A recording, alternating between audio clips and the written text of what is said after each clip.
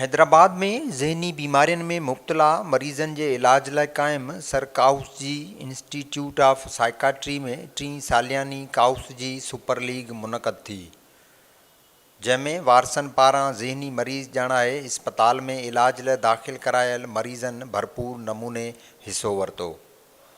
Super league दौरान cricket, ड्रोड़, रसाकशी ऐं jumping जा मुक़ाबला कराया विया।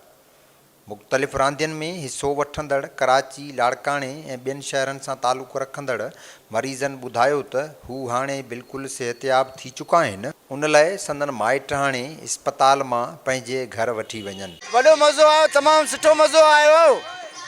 हिमल ताईं प्रोग्राम हले पियो। क्रिकेट में जीते आयासीं, रस्सी छिकण वारी में छिके आयासीं, जंपिंग में टूरा पाए जंपिंग कईसीं, छिके कटे आयासीं। असीं पंहिंजो पीउ चयो आहे 15 तारीख़ ते आऊं ईंदुमि वठणु।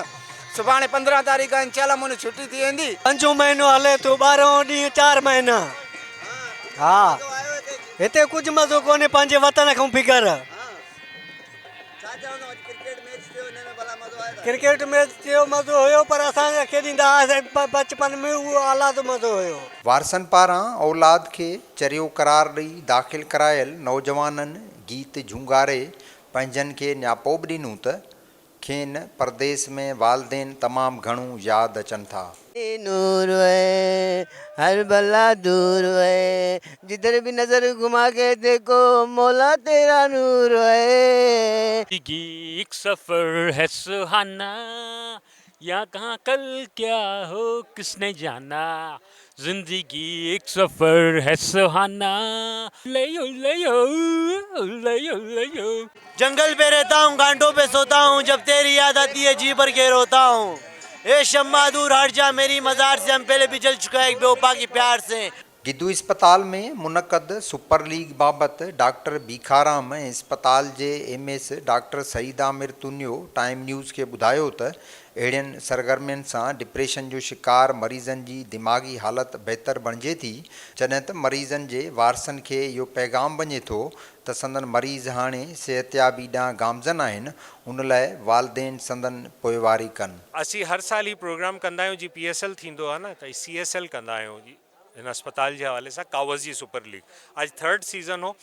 असांजो मेन आइडियो ई हूंदो आहे त जेको क्लाइंट्स असीं चऊं था साइकेट्रिक पेशेंट्स खे उनखे इज़त ॾियूं था, उहे क्लाइंट्स असांजे स्टाफ सां गॾु डॉक्टर्स, पैरामेडिक्स, नर्सिस, फार्मासिस्ट गॾु हिकिड़ो ॾींहुं मल्हाईंदा आहियूं।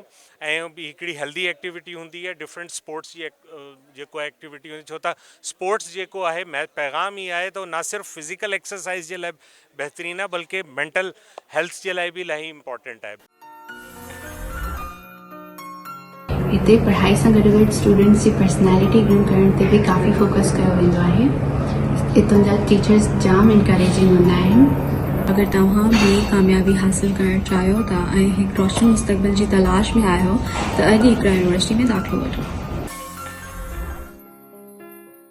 गिद्दू इस्पताल में मुनक़द सुपर लीग बाबति डॉक्टर बीखाराम ऐं इस्पताल जे MS doctor Saeed Aamir Tunio Time News खे ॿुधायो त अहिड़ियुनि सरगर्मियुनि सां डिप्रेशन जो शिकार मरीज़नि जी दिमाग़ी हालत बहितर बणिजे थी, जॾहिं त मरीज़नि जे वारसनि खे इहो पैगाम वञे थो त संदन मरीज़ हाणे सिहतयाबी ॾांहुं गामज़न आहिनि। उन लाइ वालदेन संदन पोइवारी कनि। असीं हर साल ही प्रोग्राम कंदा आहियूं, जी PSL थींदो आहे न, त CSL कंदा आहियूं जी हिन अस्पताल जे हवाले सां, कावज़ी सुपर लीग। अॼु 3rd सीज़न हो। असांजो मेन आइडियो ई हूंदो आहे त जेको क्लाइंट्स असीं चऊं था साइकेट्रिक पेशेंट्स खे उनखे इज़त ॾियूं था, उहे क्लाइंट्स असांजे स्टाफ सां गॾु डॉक्टर्स, पैरामेडिक्स, नर्सिस, फार्मासिस्ट गॾु हिकिड़ो ॾींहुं मल्हाईंदा आहियूं।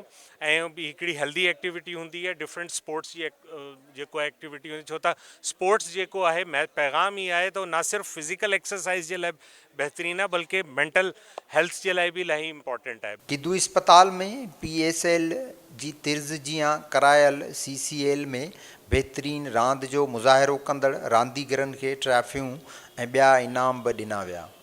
सुपर लीग दौरान इस्पताल में ड्यूटियूं सरअंजाम ॾींदड़ डॉक्टर तोड़े डॉक्टरियाणियूं बि मौजूदु हुयूं, जिन मरीज़नि लाइ पंहिंजनि जो किरदारु अदा कंदे संदन हौसला अफ़ज़ाई कई। कैमरामैन नियाज़ मल्लाह सां गॾु इम्तियाज़ खोसो, टाइम न्यूज़, हैदराबाद।